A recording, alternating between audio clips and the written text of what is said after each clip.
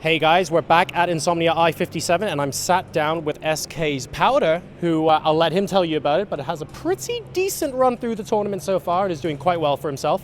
I guess before I say anything else, because I'm going to accidentally spoil stuff, how are you? How's it going? You're obviously done for the day. Talk us through your tournament so far. Yeah, like you said, I won both my matches today in the top 16, so I'm through to tomorrow's top 8. I mean, I couldn't be happier, so I'm 7-2 total for the tournament, so it's a lot of matches, and it's been going really well. Do you know yet who you're facing tomorrow in the top 8, or does the draw happen a bit later? I think I could find out if I wanted to, but I haven't yet. It's not like I'm gonna prepare right now. I'll go back home when everything's finished and sit down and watch the VOD. So, some second place finisher in one of the groups. I'm not sure which one. Okay. And how have the decks you've brought to the tournament performed so far? Has everything sort of met your expectations? With hindsight, would you have swapped something out to be even stronger? Or how's the meta felt at Insomnia for you? The meta was actually, I predicted it pretty well. I expected a lot of Zoo, a lot of Control Warrior, and then a lot of Druid, and then some mixed in, like Rogue, maybe some Secret Paladin. And during the Swiss, I faced a lot of Zoo, a lot of Control Warriors, so I was pretty happy. Aggro Shaman's been the top deck for me. I played it both today and yesterday. It's been like 15-5, 16-5 or something like that. You're going to have to give me some tips. I can't get past rank 5 with that deck.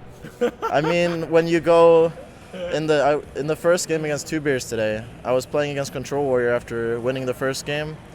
I have Crackle in my hand. That's the only card. He's on 13 life.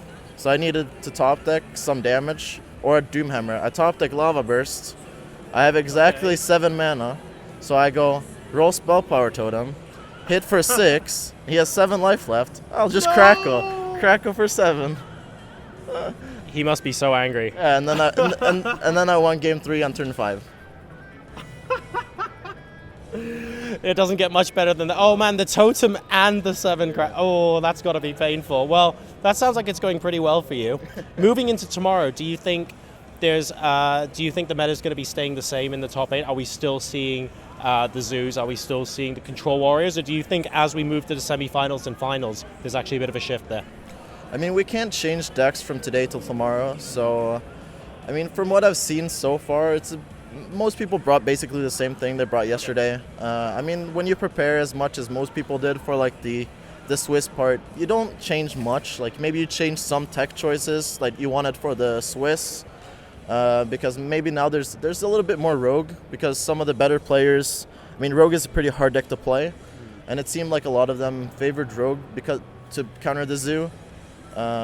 So maybe some people brought some Rogue counters, but I'm expecting pretty much the same things. And I guess speaking of competitive Hearthstone, we shouldn't be too far away now from the launch of Standard Play. What are your... Oh, I'm not going to ask anything too specific because quite a lot's happening with Hearthstone at the moment. So give me your general thoughts, not on the new expansion yet, I'll ask that next, but on Standard Play and how that's going to sort of mix up competitive play.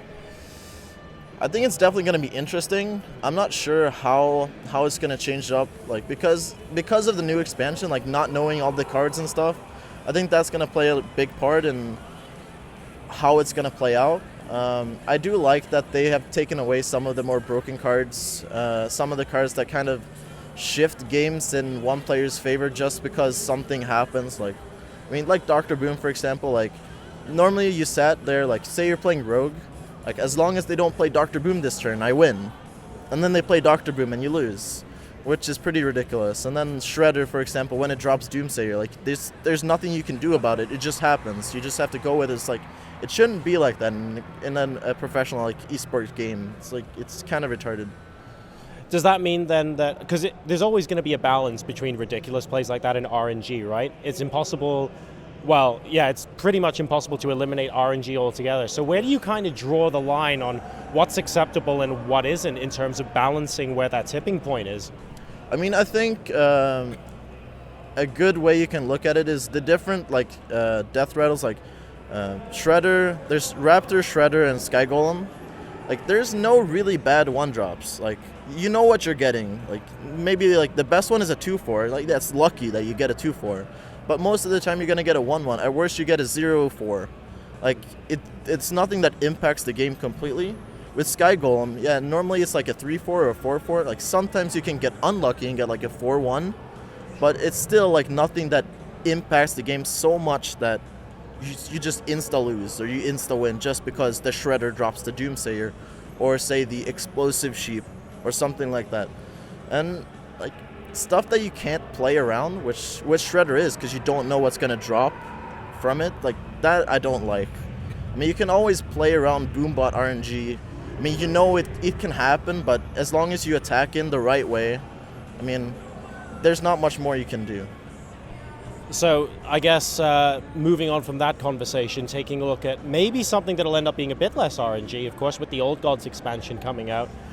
Based on what you've seen so far, do you think the cards that have been revealed so far and the way things are likely to play out in competitive play are going to make it better?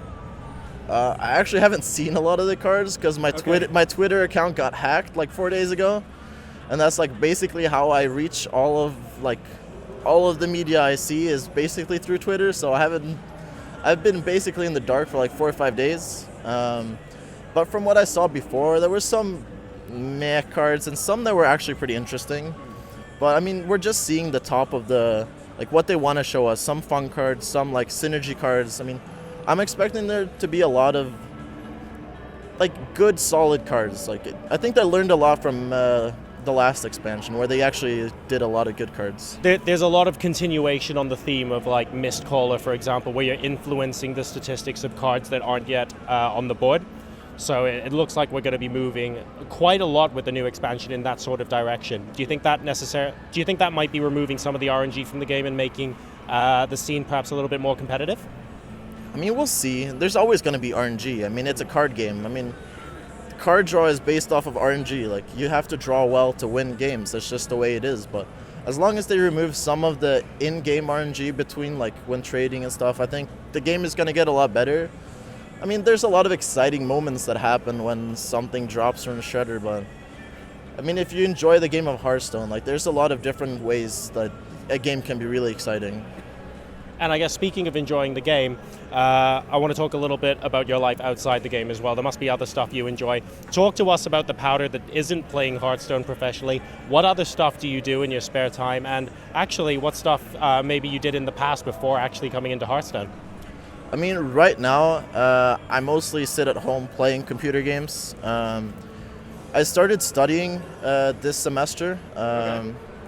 Just to try if it was possible to study and play at the same time. Because, I mean, Hearthstone doesn't require, like, say, CS level of dedication where you sit down with your team and practice. Like, you can practice on your own time. So I was just trying, but it didn't really work out. Flying to events was a little bit too stressful for getting back and then having 3 days of school, missing, like, 4. And it's like... But now sit at home, play some computer games. I'm just waiting for the weather to get a little bit better and start playing some golf again. This is London, so I hope you're flying back somewhere else because the weather's never getting better here, mate. Talk to us about golf. Apparently you're pretty decent. Yeah, I'm still pretty good. I used to be really good. I played for the junior Swedish national team. I don't think anyone knew there was a junior Swedish national team. No, I mean you have to like be in any sport there's a national junior team, but I mean golf is probably one of the ones where you have to be really dedicated and really like the sport to actually play it that much, but it's a lot of fun. I enjoy it. It's very relaxing to me. So. And do you have any aspirations to take that further in the future, or is it just something you do to unwind in your spare time now? Yeah, it's just for my spare time. I mean, there was a point in my life where I thought I could play it professionally, but I never really had the dedication to actually stand there and hit balls all day. It's easier when you're playing a computer game and you're sitting on your computer. You can play for 6, 8, 10 hours a day, but being out there actually doing work. It's tough, isn't it? Yeah, it is. All right, so before we sign out, mate, it's been great fun chatting to you. Any shout outs or any people at the event that you want to say hi to, basically? Shout out to my organization, SK Gaming, and all of our fantastic sponsors, which I cannot name off the top of my head, unfortunately.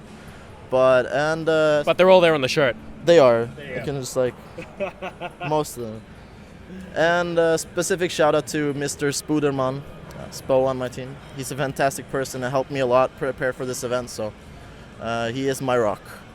Cool. Well, thanks a lot for chatting, dude, and best of luck in the tournament tomorrow. We'll be looking forward to watching your games. Thank you. All right, take care, guys. We'll be back with more interviews from My57 later on. Don't go anywhere.